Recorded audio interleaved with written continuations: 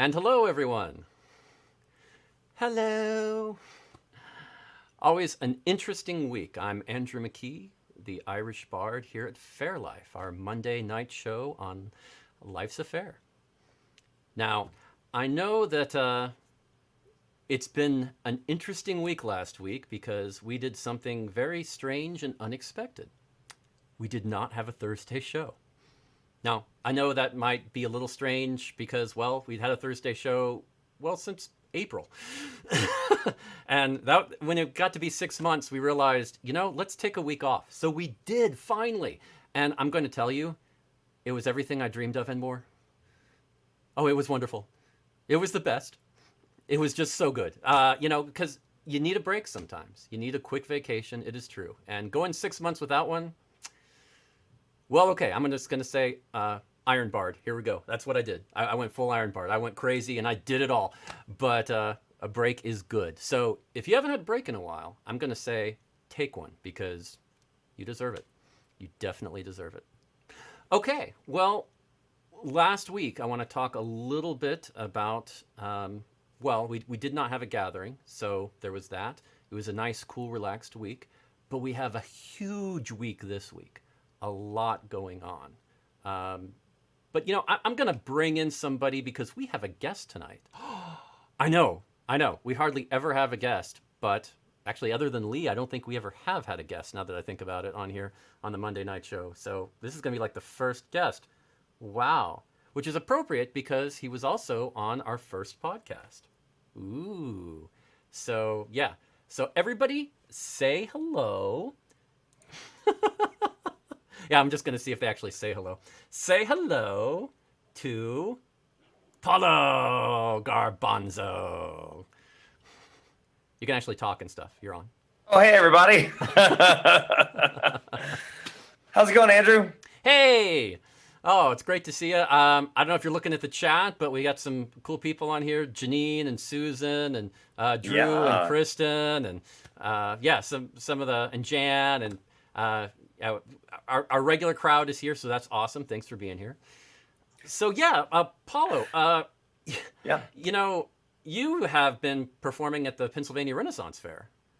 I have. We have one more weekend at the Pennsylvania Renaissance Fair. One more weekend. Very excited. It's one of those years that the festival ends. Halloween is Saturday night, and so it actually ends on it ends the next day, November 1st. So it's one of those years where it lines up all the way. Normally Halloween is like on a Wednesday, and I'm traveling between states. I'm heading to Louisiana, and so I kind of miss Halloween. So like as you probably know, when you work with a weekend's schedule, and you see and then you do it for 10 years, you see how the progression of time, how this year Halloween is on a Monday. That means next year it's going to be on a Tuesday, and the next year it's going to be on a Wednesday. And you literally all right, I got 3 more years until it's back on Monday, Right.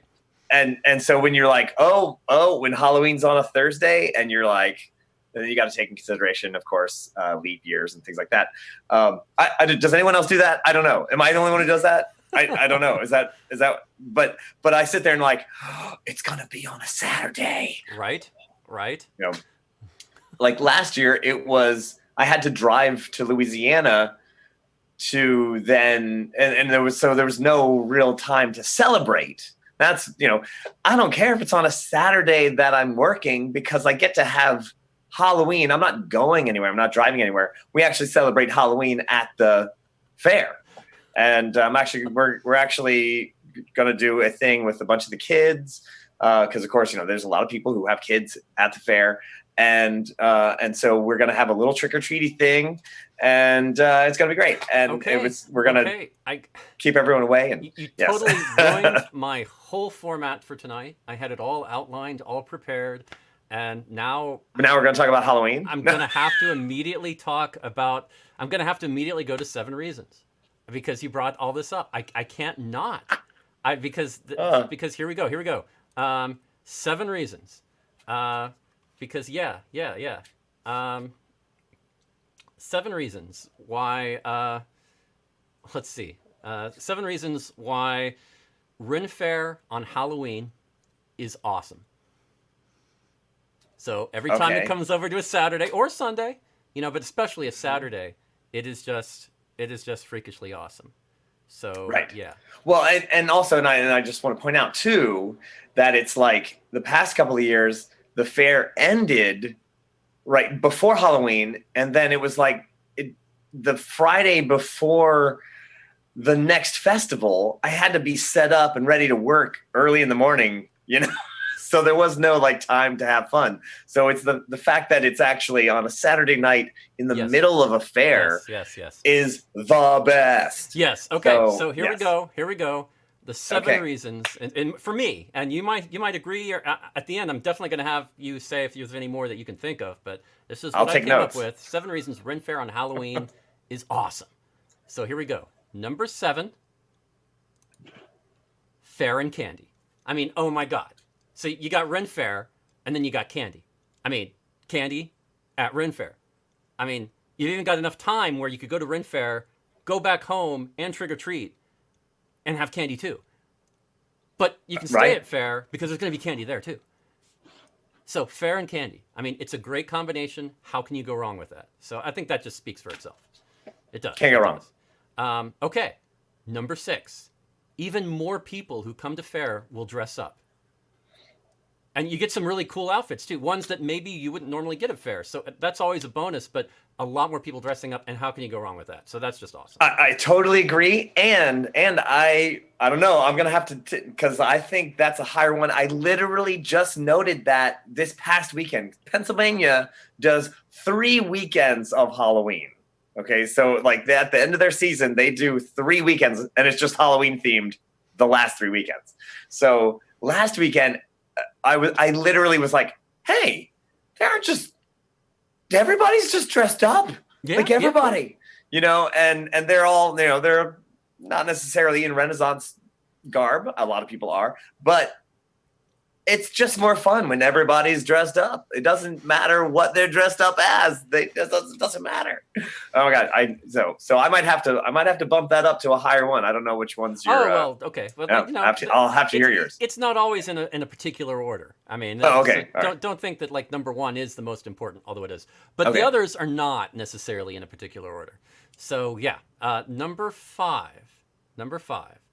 It is always an excuse to add more orange and green to your outfit. And expanding your outfit is always a good thing. I mean, you should always people stagnate. They get comfortable in their outfits. You can prep, you can have some fun with it. You can throw in some more colors that you would normally get away with, and it's like, no, it's Halloween. You're cool. So it's an opportunity to expand and play. I'm just saying. Okay. I mean, I take that opportunity to juggle flaming pumpkins usually. Well, okay. So that's pretty much the orange and green that I add. That's how you approach it. Okay. Yeah, But yeah. either way, add some color or some different things to your whatever you do at Fair. Whether it's juggling flaming pumpkins or wearing a particular garb or, deciding, I can mix Harry Potter with pumpkin juice and Fair at the same time. So, whatever. I mean, you can just, have fun with it. It's just an excuse. So there you go. Number 4. This is my opinion now, but seriously, I think it's the most medieval holiday and feel. I mean, seriously, think about all the popular holidays, in the U.S. at least. Is there anything that's more medieval or Renaissance than Halloween feeling? I mean, think about it. I mean, Christmas and New Year's, I mean, that's practically Roman. I mean, come on. I mean, getting to be 2,000 years ago. Well, I was going to say, 'cause it's like Saturnalia. I mean, you're talking about, Yeah. And Pascua, That goes, I mean, that's getting up. But Halloween, that really kind of started in medieval times and then progressed as time went on. Yeah, kind of. we can have that debate all year long. Depending on the historian you talk to. Some will say it's more modern, but, at least at the earliest, it started around that time, probably. I think that's fair. I would say, let's say I would give the caveat that it is the most easily celebratable in a medieval style. Okay, that I will. Okay, I think that's fair. That is very fair. Now in the Because comments, we're getting honestly, people. I would say Easter is possibly the most medieval holiday, and hey, on Red Adventures, you can actually join us on a Easter Okay, that's true. Renaissance Well, festival in Florence, which is amazing. it It's was so much very fun, and it involves popular. fireworks. It certainly gained in popularity and kind of got there for Easter. But what it traditionally celebrates predates. So I don't know. Eh, Just saying.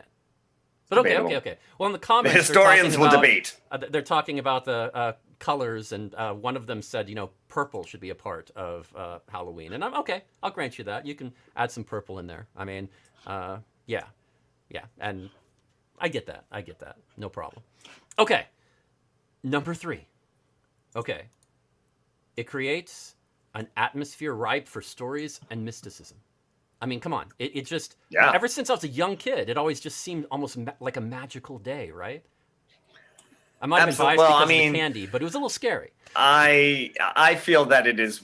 Yeah, it's my favorite holiday. Honestly, it's my favorite holiday. So I mean, that's that's just me. I cannot lie. That That's true. I mean, and it's so good for like hanging out at Fair around a campfire at night, and it has such a great feeling for that. You got to love it. it's the one day of the year that you as a child can demand candy, and by law adults have to give it to you. Those are the laws. Those Yeah, are yeah, written in yeah, stone. yeah. As few Can't fight that. privileges that as children get, I mean, Yeah, at least okay. Let me rephrase.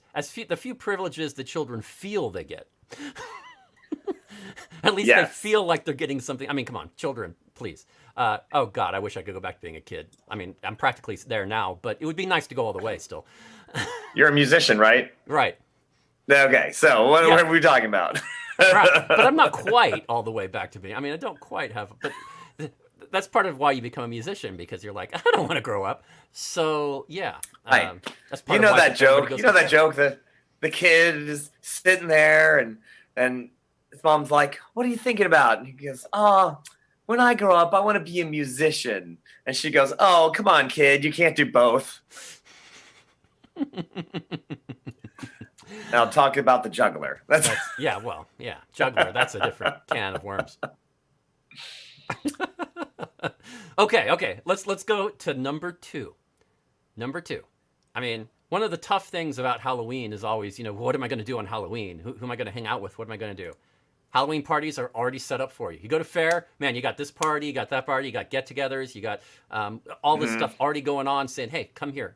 It's already pretty much outlined for you. You might have some options, but Fair is like one big Halloween party all freaking day and into the night. So I don't really see how you can, yeah, I mean, it's just so much easier. So yeah.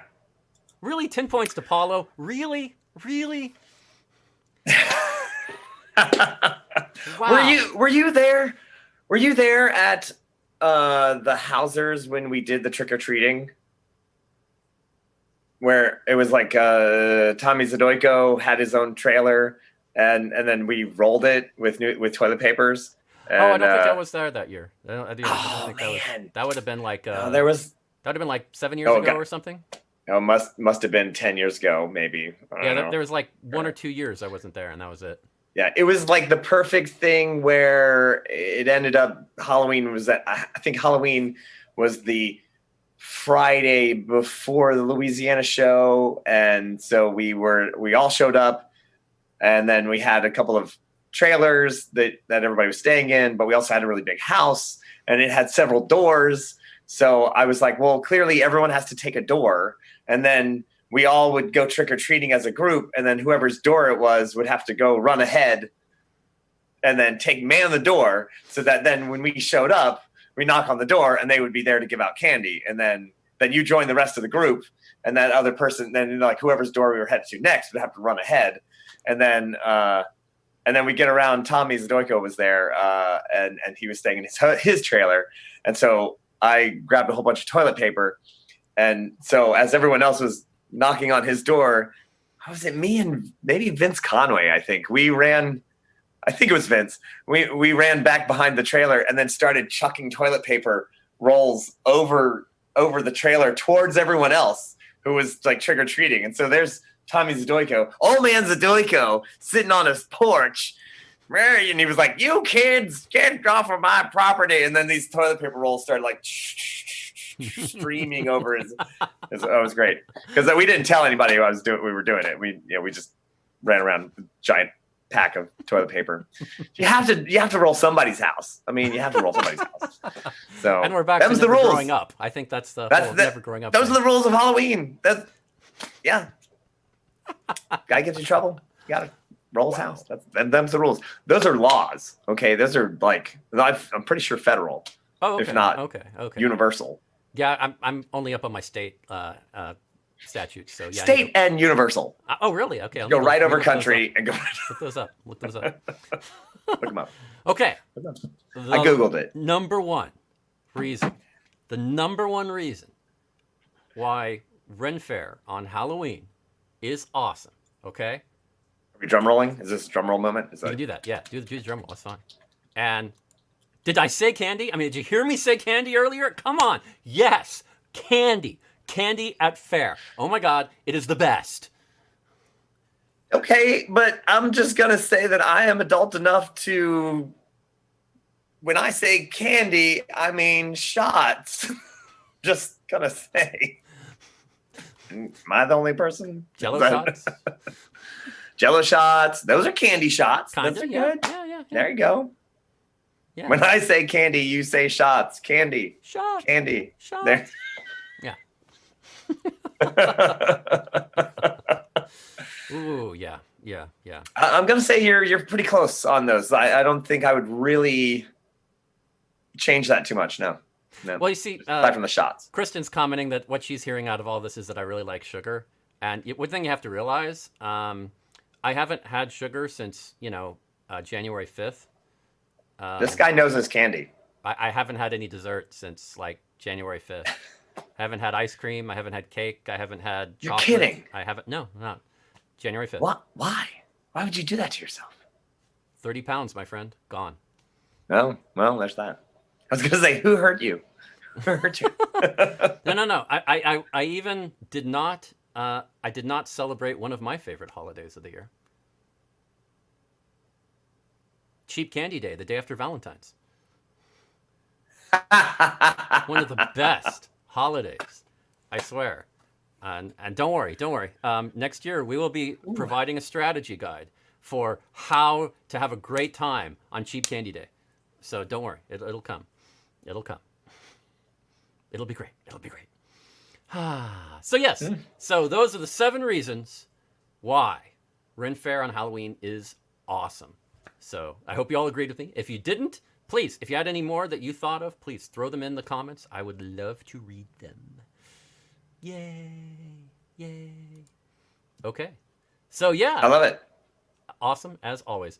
So yeah, now Paul. Yes. We didn't have a gathering last week. We took the week off. But right. Yeah, we did, however, have a gathering the week before. That's true. I was there. You were, and you were talking about Pennsylvania, and we got your show on there. Speaking of old man Tommy Zadoyko. That's right, old man Zadoyko right there. Right. Love that guy. Definitely. So yeah, you can. If you didn't get a chance to see it, please go take a look at the show. You can find it on YouTube or Facebook, and totally awesome. So that is always good.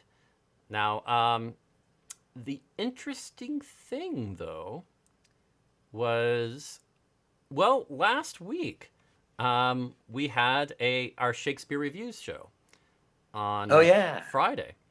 And it was, of course, I guess the 10 Things I Hate About You.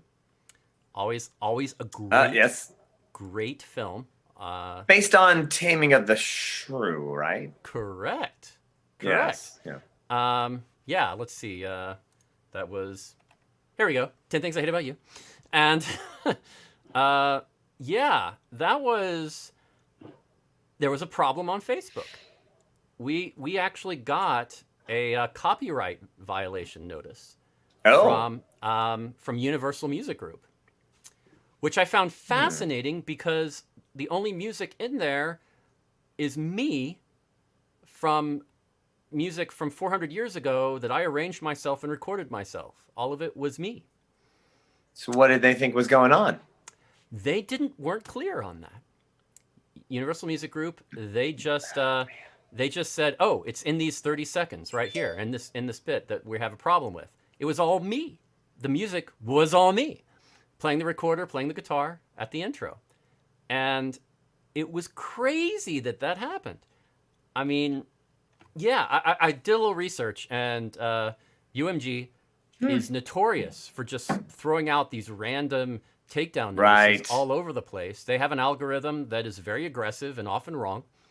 And unfortunately, the way Facebook does it is if you get flagged on that, they take the video down. And then if you dispute it, the other party has a week to appeal. And while during that time, um, your video's down. So Right. that video is not on Facebook. You can see it on YouTube, but it is not on Facebook. It is really, really annoying. And the other interesting thing is all of the sound, all the music that is in there Yeah. is in every other Shakespeare Reviews video that we've done before that. It's the exact same thing. Right. Didn't flag that Well, one. for Nat 21, we use Saxon Moon. They've given me permission to Yeah. use their music, and and they were like, please use it. Mm-hmm. Put our names on the thing and send it away. And I'm like, I was like, thanks. I don't want it to get out of control because, of course, if it really takes off, I mean, we have a nice dedicated core following. If it was even much, much bigger, obviously we would actually go, all right, Saxon Moon, how about write us a song specifically for this? And, it'll be called the Nat 21 theme song.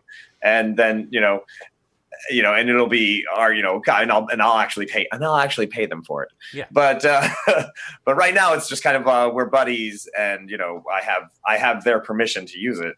So I'm just waiting for somebody to be like, that's Saxon Moon's music, and you owe them blah blah blah. And I'm like, I have a napkin with their writing on it that says that I can use it. We were drinking at the time. Take a little picture of it, Yeah, send right? it to them, send the graphic. There you But go. yeah, but they'll totally knock down your video, and then Yeah. then you won't have any access to it. But it's so dumb. But I think what's going to happen is on the 30th, what's going to happen is they're just going to not respond and the video go right back up. That's what I'm figuring will happen. I don't.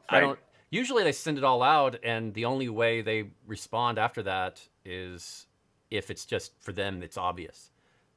But a lot of people don't fight back. It's crazy. It's too much trouble.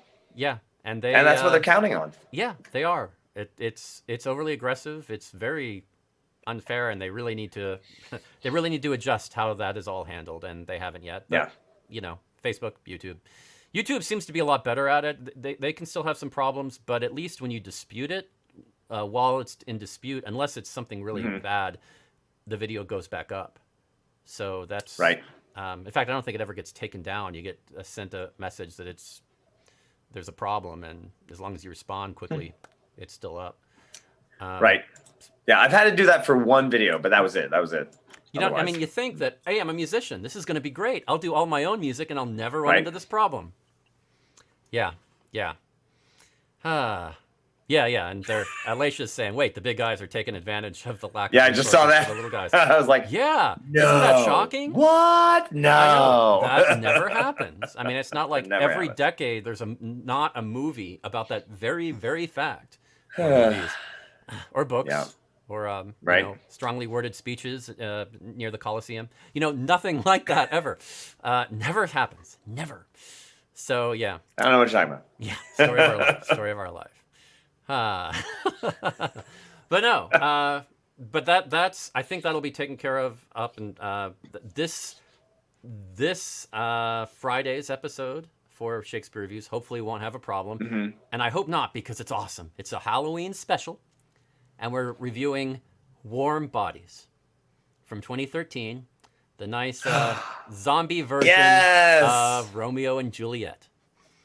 You know, I really love that movie, but I think mostly it's because I guessed it in our group of people that went to go see it. Mm-hmm.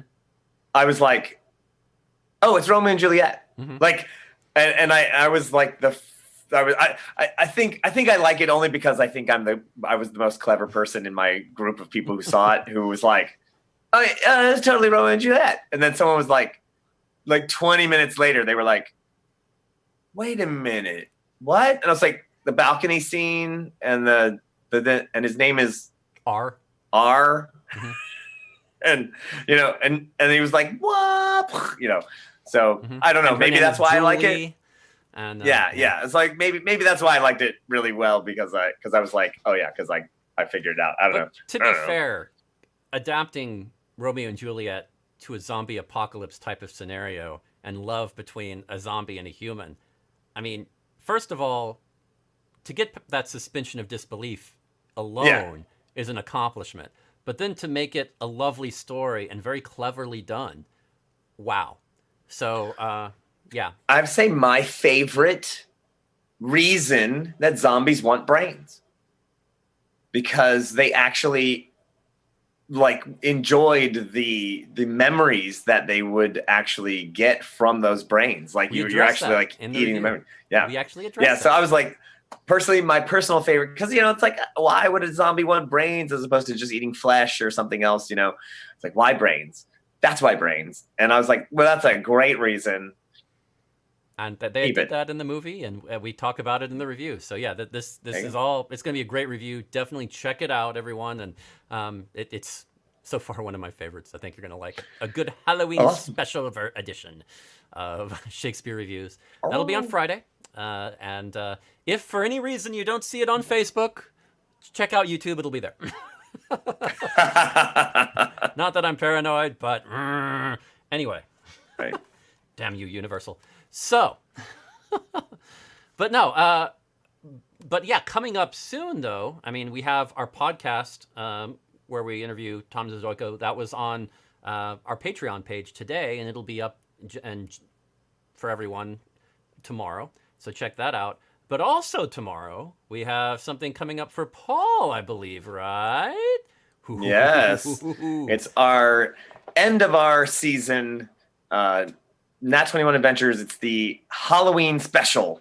And so we're culminating the end of the Pennsylvania Renaissance Fair season. So because we're using a lot of performers from Pennsylvania Fair. And so we're ending that season, this scenario, this run of episodes with this crazy, it should be hilarious. It's been pretty funny thus far, and this episode is going to be off the hook. We have special guests just coming in, cameos all over the place, past players and other special guests. We have a band coming in. We have, and the funny thing is they're there to act, not necessarily to play a lot of music, because it's going to be a pretty fast-paced show. And it's Dungeons and Dragons, but this is more, my Dungeons and Dragons games tend to be a little bit more improv acting, as opposed to a lot of dice rolling and kind of that sort of thing. So if you aren't into Dungeons and Dragons, this is basically a crazy game of improv with stabbing and with a plot. And it has the characters, the players are hired to basically come into this.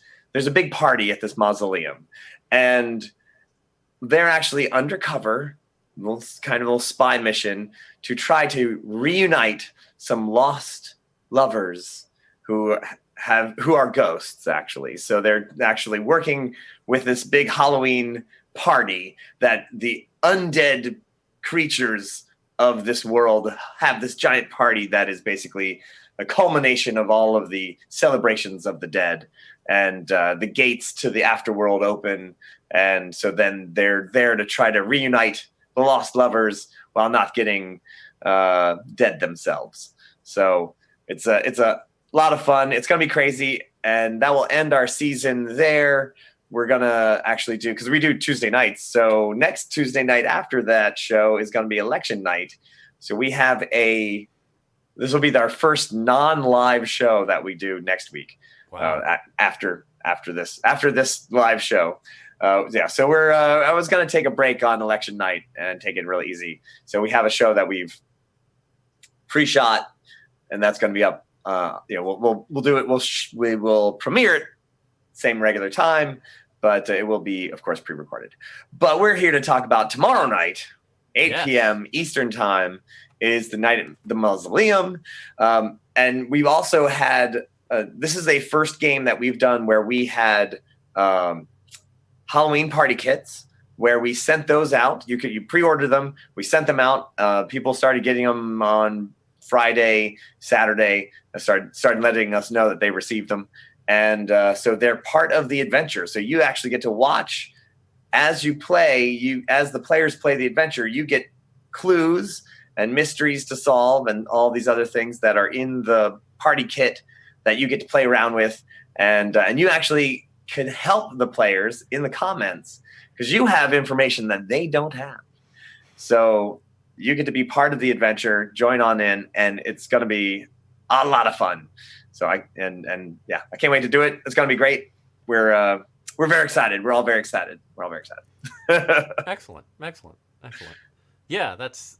I'm looking forward to that. I think it's going to be really awesome because, well, all the shows really are, but you're definitely upping the level a lot tomorrow. So I'm looking forward to see how you do that. Oh yeah, Janine said that her ticket came in today's mail. Excellent. Yay! Oh yay! Oh yes! Hi Janine! Yay! All right. Excellent. Yes. So yeah. These gaming. I mean, if you're not familiar with gaming, I think this is one of the best ways I've ever seen to kind of indoctrinate yourself into that, to kind of get a feel for it without feeling like an outsider for a while. I mean, a lot of people, the first time they see gaming, it takes them a while to even get comfortable. And with this, it's almost instantaneous. So if you've ever been curious about gaming, this is a great intro. Oh, thanks. I appreciate that. That's been one of my big goals, as a lifelong gamer, where, I've read all the rule books, and I've spent years probably reading all the rule books to various role-playing games. And of course, once you start, there's kind of a formula, so there's the Dungeon Dragon style games. There are superhero style games. There's even a role-playing game where you get to play a cartoon character.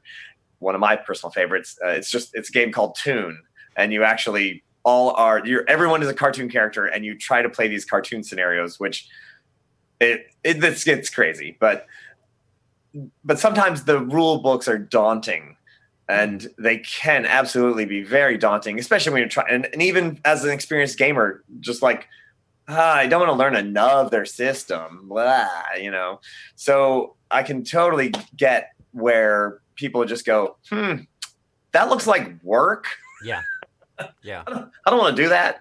So I really play a very rules light. I mean, I understand the rules, but I'd rather play the magic of the world rather than okay, it's a 7. It's very important to have a 7 and a 8, or whatever. It's like, no, just tell me about how the magic works, and how you do it, and that's so I feel like that's a really good way to get involved, because people can sit down at the table and then you just go, look, don't worry about the rules. Just worry about, are you a strong character? Are you a smart character? Are you a charismatic character? Are you, are you just tough? Can you take a beating?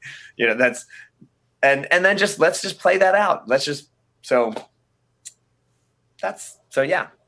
at the table, have some fun. That's really what it's all about, and I think it succeeds. So definitely check it out. It's a good time.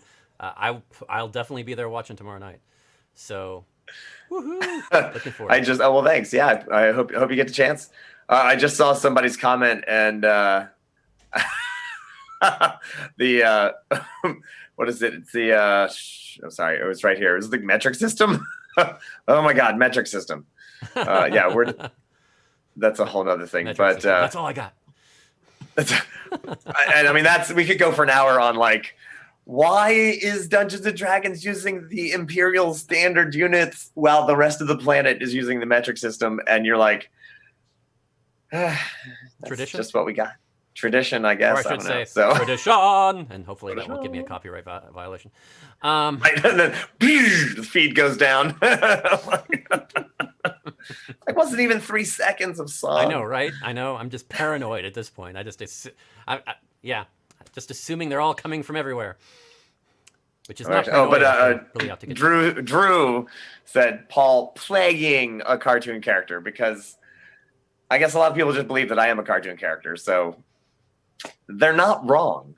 They're not entirely wrong. No. I mean, it's tough. I mean, if you were, what cartoon character are you most like? That's actually a good question. I would be very fascinated to hear that. I mean, you see, sometimes you're more like Yakko Warner, but then sometimes you're more like Wacko Warner. I mean, I've seen both sides of you on that, and it's kind of strange. I'm a switch. You are. You really are. I want the scene to succeed, so I will do what is necessary to make the scene succeed. If I have to play second banana, I will. If I have to play top banana, I will. And we're just talking about comedy, people. Just talking about comedy. We are. That's fine. And but thank you, Animaniacs. That's high praise. That's high praise. No. So I think it's justified, and of course, now that they're coming out with a new version of Animaniacs, I know. I'm just gonna. I won't say anything until I see it, because that's my personal. Like, I have a thing about, like, there's a level of like nostalgia, and then you're like, well, is it gonna surf on the nostalgia but Animaniacs has always been self-aware, which is, if you want to talk, do we have time to talk about cartoon theory?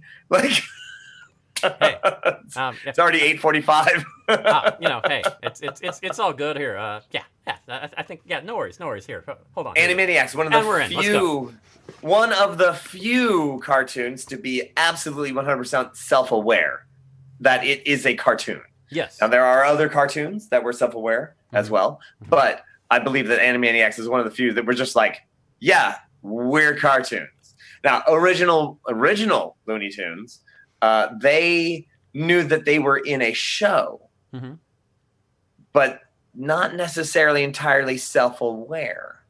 They played the roles. It was rare with particular episodes. Right. Absolutely. Like the Daffy Duck with the artist drawing around him episode, but very rare, but it happened. Yeah. I mean, I know my cartoon etiquette. So yes. Animaniacs, Animaniacs was just so phenomenal at the pop culture references. I mean, and putting them in the forefront. Oh yeah. Looney Tunes did as well. You had cartoons in Looney Tunes with you brought in Humphrey Bogart as a character, and just saying, who hit me with a banana cream pie in a Bogart voice? Yeah, it's just hilarious, right? And that kind of thing. It was, you had that, but Animaniacs just took it to such a. Have you seen the trailer? Absolutely. Have you seen the trailer? Yes, I did. The Jurassic Park parody. No, I didn't see that one. I saw the other one. Oh, yeah. Okay, wait. Quick side note on the comments here. Janine says, "Oh no, the Nat 21 banner has Pax and Archimedes' picture switched," and I do want to say yes, because I think that picture was probably taken in those moments where we went from 5 to 6. I did a screen cap. Shakespeare's on there. So yeah, I got it from a screen cap. So yeah, that was me. He did not supply But I want to say I did it without his approval. That's okay.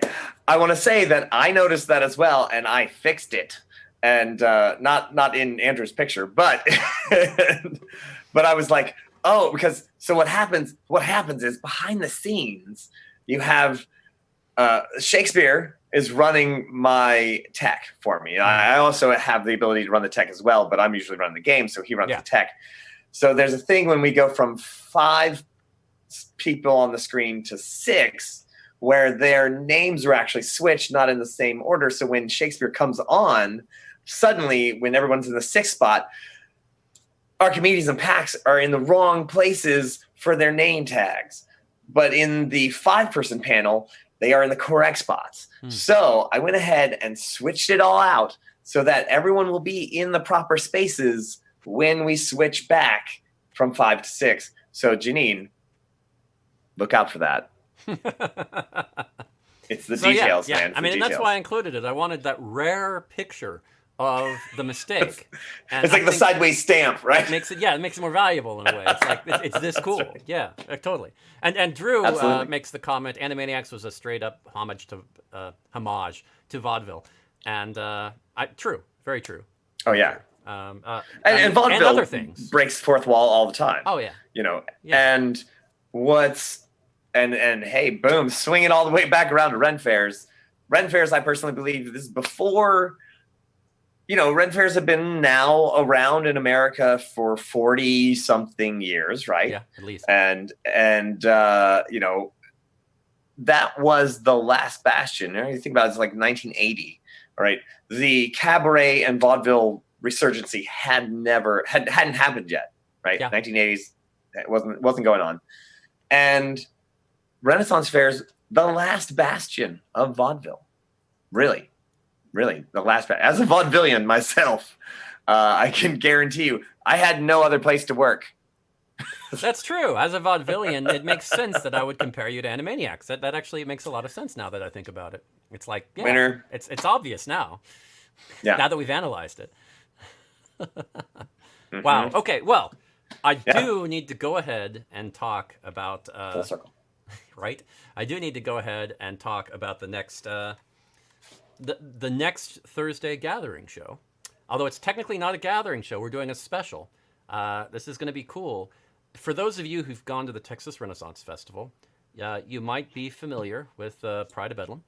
They're the pirate group out there that sing songs and play at that pub stage down there. And here, they are having a virtual album release party on Thursday night. So you're going to hear them do video songs that we're going to show, and they're going to hang out and talk and have a good time. And it should be a blast. So check that out. That's going to be a lot of fun on Thursday. And then, just because, we took off last week, so we've got to do extra. Otherwise we don't feel like we're doing as much as we should. Working hard enough. I'm a masochist, as we all know. On Friday, a Halloween special with the Marvelous Mechanical Musical Maiden. Now, this is going to be awesome because what we're doing is she's going to do a interactive show that's pre-recorded. That's what I heard. So what's going to happen is she's going to ask during the show, what do you want next? And based on your responses, that's what's going to happen next. Now, the beautiful thing is, what happens on YouTube and what happens on Facebook might be completely different. Really? It's not the same stream. I mean, it is, but it's not. So it's going to be at the same time, but if somebody on Facebook says, oh, I want to choose this one, and somebody on YouTube says, I want to choose this one, it'll be different. Now, you never know. It could be the same thing. Everybody could say, oh, I want to go with this. It could happen that way, but let's be honest. You have that ability? See, you are tech savvy. Yeah, come on. It's me. I'm impressed. I'm super impressed. It should be fun because that way, I'll tell you how I did it after the show. Okay, don't worry. I'll let you know. So the Marvelous Mechanical Musical Maiden actually lives in Awesome Town here with us. And so I did actually get a chance to see some of these recordings in action. Oh, really? I haven't seen anything yet. I know. Tell me. I was there when... can't... No. Oh, come on. Just a little hint. Okay, at least tell me it was good. Music. At least tell me it was good. Was it good? It's fantastic. She's got a great voice. It's amazing. There's music. There's mechanics. There's Maiden. It's marvelous. Nice. I didn't tell you Nice. anything you didn't already know. Well, yeah, but just if you're feeling confident, that is cool because you never know. I Oh mean, yeah, the thing is, I get shows in, and I don't know. I mean, people are just like, oh yeah, I'll send you this, and sometimes it's kind of like, oh, this is awesome, and sometimes it's kind of like, I'm going to be working in post production for 2 straight days, right. and you never know. But yeah, we went over this a lot beforehand about Hmm. what she was going to do, and I've seen her stuff, and this is going to be fun, and it just made a lot Yeah. of sense for her to do a Halloween special. I think it's Oh going to be yeah. awesome. I think Now it's going I to be haven't awesome. seen the video footage. I just was there when it was shot live, so I got to see the live the live version of that. So yeah, I have no idea what it actually looks like. She does a meticulous. She is she's very astute on the details. So Nice. and actually, the Marvelous Mechanical Maiden actually helped produce those Halloween party kits, by the way. So Oh yeah. she'll actually be running. We have a soundscape that will be happening during the show that she's actually going to be. I say DJing is probably the wrong phrase, but she's going to be running the separate soundscape that will go along with the adventure at the same Nice. time. So Nice. you can throw down the little podcast, listen to that, and as your eerie Halloween music sound effects as we play along. So she's actually going to be DJing that. This is my DJ. Sweet. It won't actually be anything like this. But Well, it should be fun, and it's so rare that we do a Friday night yeah. show. I think this is going to be really awesome. In fact, have we done a Friday night show? Maybe we did once. What I'm not sure. what time is that show? Oh, it is at 7 p.m. Central, 8 p.m. Eastern. There we go. All right. I will already be in Pennsylvania and I will be able to actually see it. So Nice. So, yeah. I can't wait. It's gonna be Yeah, great. we tend to do all of our stuff at 7 p.m. Central, 8 p.m. Eastern. We kind of started that habit, and other people have started doing their stuff around us, so it just seemed like we're just going to keep doing that because it seems to work. Right? People expect it. So yeah, and the timing has worked out well for us. But yeah, I think this is going to be a great special and a rare Friday show for us. So I hope you enjoy it. And of course, don't forget the Thursday night show should be freakishly awesome too. A lot of fun with a pirate group, and I mean they this this past weekend was Pirate Weekend, and they were not there at TRF. What? I know, and there were a lot of people that missed them. So this is their opportunity and your opportunity to check them out. So yeah.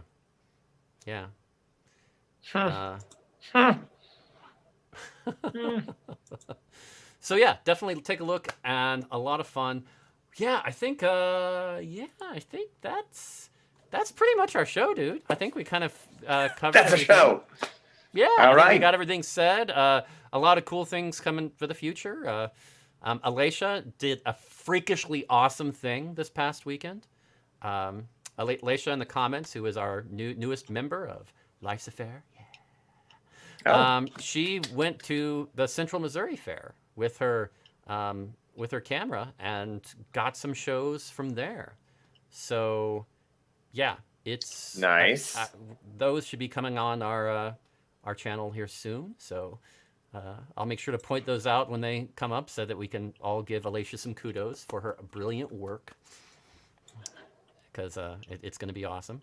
And Drew mentions that Pride of Bedlam has a lot of at-risk members, and that makes perfect sense. I mean, you get a large group like that who are so close together on stage and everything. Yes. It's rough, and fairs you gotta be careful. So I totally understand. I some friends of mine, they're a duo. Mhm. They're a duo, and they are not germ bonded, so they stay 6 feet apart during the show.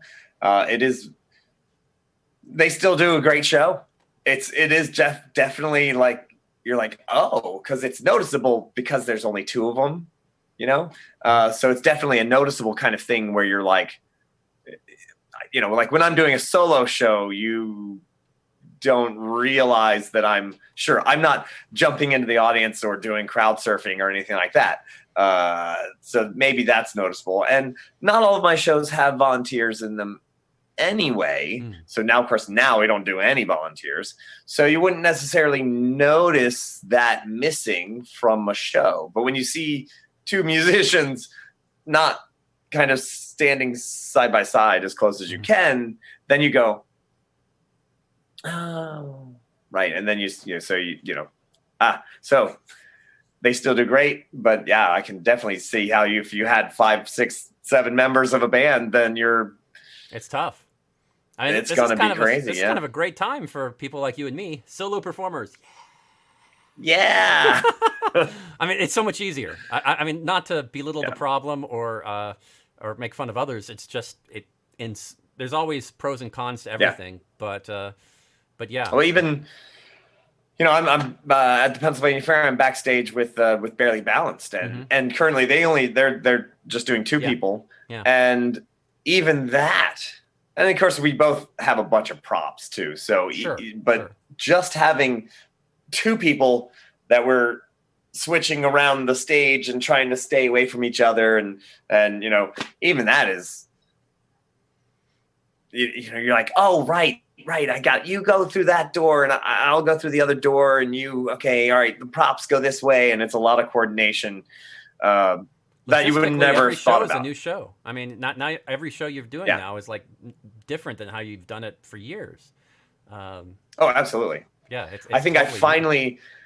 I was just telling this to Vince Conaway. Actually, we were just chatting on Facebook, and he was like, oh my gosh, because he hasn't actually done a live show yet. Yeah. Like Louisiana will be the first show that he'll be doing, which is starting a couple weeks, November. Yeah, starting November. Not this week. And and I was like, yeah, buddy, it took me a month to really,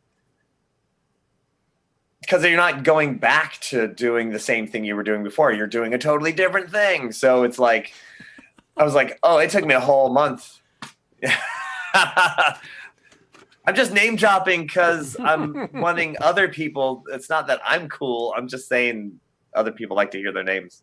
Yeah, there's that. Vince. There's that. Vince also paid me $5. Oh, I want to get in on that. Damn it. Gonna mental note. Alicia, remind me. I need to have a meeting with Vince. Yeah. Well, now I have to pay him $5 because you said his name. Dang it. That was the bet. Nice. We worked out a bet. Anyway, long story. But anyway, so yeah. I mean, totally different thing. It's gonna be interesting. Yeah. Are you? I meant to ask. I mean, because I'm of course looking at doing some. I know Vince is. I'm looking at doing some lane work too. So, I mean, how do you do any lane work? I mean, I know you have with juggling, but how did you? No. No. Okay. No. And here's the crazy thing. I am going to be doing a little bit of lane work. Like at Texas Renaissance Festival? It's not. Yeah, at Texas Renaissance, but I'm doing lane work. I'm not doing a show in the street. Yeah. I'm doing because I'm basically there to kind of help the show. Not that the show needs any help. The show is a fantastic show, and they've been selling out pretty much every night anyway. So, but I'm just kind of there to assist, and so I'll end up doing some stuff outside, and then. But it's still not even like a full on street show. Like that's not what I'm doing. So the stage shows pretty easy to get away with as far as a solo person where I'm just on stage and then, and in Pennsylvania, there's no hat. So so you just, easier. Yeah. So Louisiana, I don't know. I'll be on the stage and I think I'll just have a bucket out front and then I'll just, I don't know. I guess I'm just going to have a plastic bag and hand sanitizer that I just spray in there. Get a UV wand, put it in the bucket, cover it, and turn it on. There you go. leave it on for a week. Yeah, come back and okay, we got this. There you go. Yeah. No problem. Yeah. See what happens. Right. All right. Yeah. This is awesome. Well, thanks again for joining us here today, and absolutely, always a pleasure, man. Always a pleasure. And my pleasure. See you tomorrow. Thanks for having me at the show, and hopefully I'll see all of y'all during this week. Gosh, between the two of us, we got a lot of shows this week. This is gonna be crazy. It's gonna be an awesome week. Yeah. Yay, Yeah, Halloween! yeah, and Woohoo! yeah. Wednesday will also be this will be the last painting with Paulo that I'm going to do for a little while because I'll be traveling a lot. So that's gonna be tough. So I'll do one more painting with Paulo the day after we do the Halloween show. That's at 12:30 on Eastern. Hopefully, I mean, you're going to be in Houston here in a few weeks, so hopefully, Right. hopefully you can come over here and we can do something from my ridiculous kick-ass internet connection. Yes. Yeah, just saying. Yeah, All right. we'll talk. Yeah. Stay tuned, everyone. We'll name drop. Do that. It'll be awesome. Okay. All right. Thanks again. Take care, and I'll see you throughout the week, everyone. Enjoy. Woohoo!